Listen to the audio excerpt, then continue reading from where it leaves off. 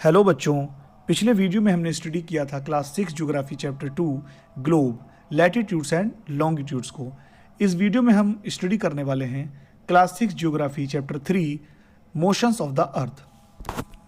तो बात जब अर्थ के मोशन की हो रही है तो अर्थ दो तरह से मोशन करती है। पहला है इसके एक्सिस के अराउंड, यानी the movement of earth on its axis is called rotation. यानी जब अपने ये एक्सिस पर घूमती है, जिस तरीके से टॉप यानी लट्टू घूमता है, इसको हम रोटेशन कहते हैं। दूसरी तरीके से जो अर्थ का मोशन है वो सन के चारों तरफ होता है, यानी कि the movement of earth around the sun in a fixed path और orbit is called revolution.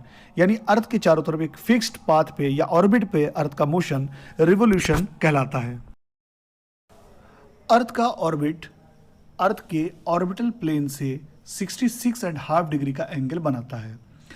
Orbital plane का मतलब ये है कि अर्थ जिस ऑर्बिट पर रिवॉल्व करती है सूरज के चारों तरफ, तो उस ऑर्बिट को एक बाउंड्री बनाते हुए और उसके बीच में एक डिस्क रख दें, एक प्लेट रख दें, तो वो प्लेट बिल्कुल उसको हम ये मान सकते हैं कि वो एक ऑर्बिटल प्लेन है।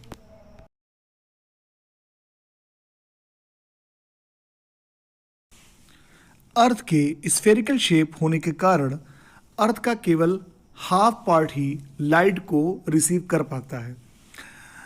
तो वो पोर्शन जो सन की तरफ होता है तो वहाँ पर डे टाइम होता है, जबकि दूसरा जो पार्ट होता है, दूसरा पोर्शन जो होता है अर्थ का, वहाँ पर नाइट होती है। और यहाँ पर अगर हम एक सर्किल ड्रॉ करें जो कि डे और नाइट को डिवाइड कर दें, तो उस सर्किल को हम कहते हैं सर्किल ऑफ इल्यूमिनेशन। अर्थ अपने एक्सिस के अराउंड रोटेट करने में 24 आवर्स का समय लेती है, और ये पीरियड ऑफ रोटेशन यानी अर्थ का एक्सिस के अराउंड रोटेशन करने में लिया गया समय अर्थ डे कहलाता है। और ये अर्थ का डेली मोशन होता है, यानी अर्थ ये मोशन डेली करती है। माइंड में एक प्रश्न आता है कि अगर अर्थ रोटेट ना करे तब क्या हो सकता है। तब अर्थ का एक पोर्शन हमेशा सन की तरफ रहेगा और वहाँ हमेशा डे टाइम रहेगा, यानी कि दिन, और इस वजह से वहाँ का टेम्परेचर बहुत ज़्यादा इंक्रीज़ हो जाएगा। जबकि दूसरा पोर्शन वहाँ पर हमेशा रात होगी और वहाँ का टेम्परेचर इस कारण बहुत ज़्यादा डाउन हो जाएगा, और इस तरह की एक्सट्रीम कंडीशंस पर अर्थ पे लाइफ पॉसिबल नहीं हो पाएगी। जैसा कि हमें पता है कि अर्थ का जो दूसरा मोशन होता है वो सन के चारों तरफ अपने ऑर्बिट में होता है, जिसको हम रिवोल्यूशन कहते हैं। और वन रिवोल्यूशन में अर्थ जो है वो 365 1/4 डेज का समय लेती है, यानी कि 365 डेज 6 आवर्स। लेकिन हम एक साल में 365 दिन मानते हैं और 6 घंटे हम आसानी के लिए छोड़ देते हैं, और ये 6 घंटे चौथे साल में जाकर फरवरी में जोड़ दिया जाता है। इसीलिए चौथे साल फरवरी 29 जो है डेज की होती है, और इस ईयर को हम लीप ईयर कहते हैं। अर्थ का रिवोल्यूशन सन के चारों तरफ सर्कुलर पाथ में ना होके बल्कि एलिप्टिकल पाथ में होता है, इसलिए इसका ऑर्बिट एलिप्टिकल ऑर्बिट कहलाता है। एलिप्टिकल ऑर्बिट का मतलब ये है कि सर्किल ना होके बल्कि वो एक तरह से जिस तरीके से अंडे का शेप होता है एग का, इसी तरीके से उसका ऑर्बिट होता है। अर्थ अपने रिवोल्यूशन के दौरान अपने ऑर्बिट में हमेशा एक एंगल पर इंक्लाइंड रहती है। एक साल में 4 सीजन डिवाइड किए गए हैं, और ये अर्थ के पोजीशन के बेस पर डिवाइड किए गए हैं कि सन के अराउंड अर्थ की क्या पोजीशन है। पहला है समर, दूसरा विंटर, तीसरा स्प्रिंग और चौथा ऑटम। यहाँ पर मैंने अर्थ का एक मॉडल दिखाया है, और आप देख सकते हैं कि जो जून का महीना होता है, यानी बेसिकली जून और जुलाई के ही महीने होते हैं जब गर्मी पड़ती है। तो फिलहाल मैं यहाँ पर जून की बात कर रहा हूँ। तो नॉर्दर्न हेमिस्फीयर जो होता है, यानी इक्वेटर के नॉर्थ साइड वाला जो पोर्शन होता है अर्थ का, ये सन की तरफ टिल्टेड होता है, झुका हुआ होता है।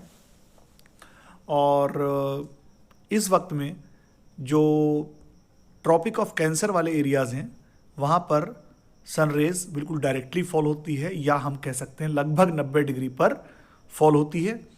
और उस समय सन लगभग हमारे ओवरहेड होता है, यानी बिल्कुल सर के ऊपर, और इस कारण इन एरियाज़ में सबसे ज़्यादा हीट रिसीव की जाती है, यानी सबसे ज़्यादा गर्मी पड़ती है। अगर पोल्स के एरियाज की बात करें तो यहाँ पर जो है कम हीट रिसीव होती है, क्योंकि सनरेज थोड़ी स्लैंटिंग वे में यानी थोड़ी तिरछी फॉल होती हैं।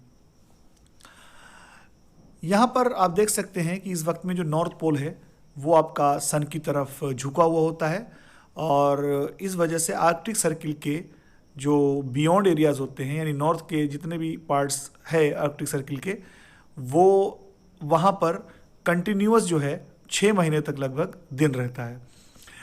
और इस वक्त में चूंकि एक बहुत बड़ा पोर्शन नॉर्दर्न हेमिस्फीयर का, यानी नॉर्दर्न हेमिस्फीयर का एक बड़ा पार्ट जो है लाइट को रिसीव करता है सन से, तो इस वक्त में इन रीजन्स में यानी इन एरियाज में जो है वो समर सीजन होता है, यानी कि नॉर्दर्न हेमिस्फीयर में इस समय समर का महीना यानी गर्मी का महीना होता है।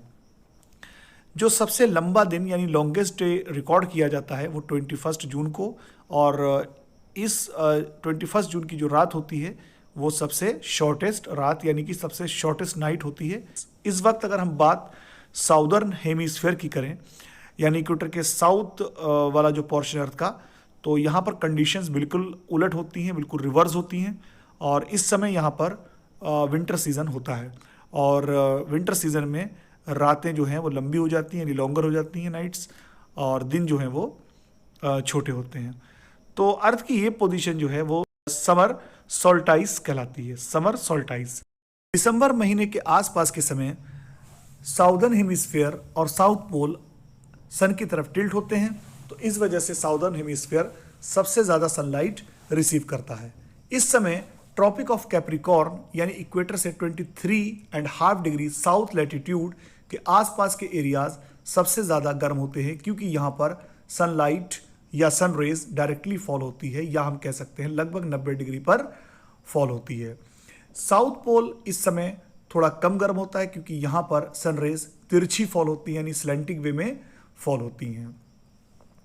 आर्कटिक सर्किल की बात की जाए, आर्कटिक सर्किल जो कि इक्वेटर से 66.5 डिग्री पर लाई करता है, तो आर्कटिक सर्किल और साउथ पोल के बीच के जितने एरियाज हैं यहाँ पर इस समय 6 महीने दिन रहता है। चूँकि साउदर्न हेमिस्फीयर इस महीने के आसपास के समय में सबसे ज़्यादा सनलाइट रिसीव करता है, तो इस समय यहाँ पर गर्मी का मौसम होता है, यानी साउदर्न हेमिस्फीयर में दिसंबर के महीने के आसपास गर्मी का यानी कि समर सीजन होता है। इसी समय अगर हम नॉर्दर्न हेमिस्फीयर की कंडीशन देखें तो यहाँ पर इसके बिल्कुल विपरीत विंटर का सीजन होता है, तो अर्थ की इस पोजीशन को हम कहते हैं विंटर सोल्टाइस।